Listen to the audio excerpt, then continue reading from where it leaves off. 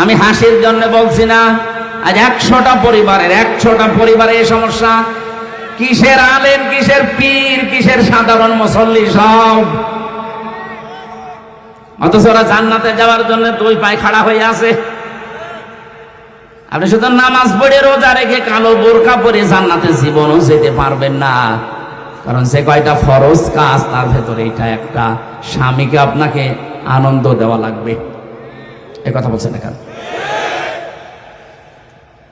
একেবারে ইমানদারি কথা বলবেন, সত্য কথা, মিথ্যার আশ্রয় নেবেন না, তাহলে কবিরা গুনাহ হবে। বুকে হাত দিয়ে আল্লাহর দিকে তাকিয়ে বলেন তো, আমি আমার স্ত্রীর প্রতি 100 ভাগ সন্তুষ্ট। হাত তোলে তো একজন, একজন শুধু। আপনার ওটাকে বউ না ফেরেশতা? আর বউ আছে তো নাকি?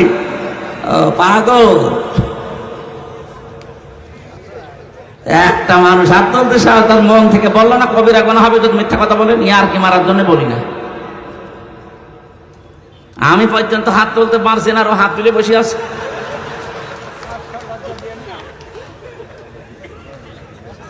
না না ভাই, চলছে এটাই।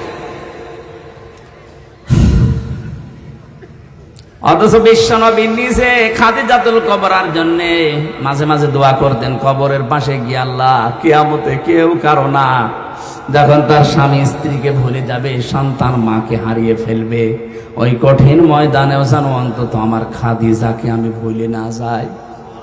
কি করেছিলেন বলেন তো? হযরতে খাদিজা বলেন, গভীর রজনীতে যতবার আমার সামনে দিনের দাওয়াত দিয়ে বাড়িতে আসতো, তার কি করে খুশি করা যায় সেই কাজে আমি নিজেকে নিয়োজিত রাখতাম। আল্লাহ সালাম এমনি পাঠায়নি। তারপর জীবন পুড়ে দেখেন কি করেছিলেন স্বামীর জন্যে।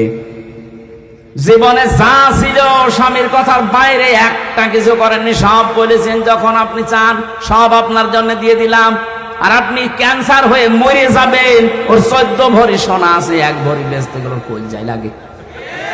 ওই সোনা আপনি নিজেই কিনে দিয়েছেন। একবার বসেন। এখন দ্বিতীয় নম্বরে পেয়েছি, ইদা গাবা যাওজাতিহা হাফিজাতুহু, যখন তার স্বামী বাইরে যাবে তখন ওই মহিলা নিজের যতটুকু সম্ভ্রম ইজ্জত আছে এটা হেফাজত করে রাখার চেষ্টা চালাবে। অনেক মহিলা আছে নামাজও পড়ে, রোজাও রাখে, দেখি হজও করে এসেছে, স্বামী বাইরে গেলে বাইরের পুরুষের সাথে তখন পরকীয়া প্রেমে লিপ্ত হয়। মোবাইলে তো আছে, এমনকি অন্য পুরুষকে বাড়িতে ডেকেও নিয়ে আসে। বলেন সুবহানাল্লাহ।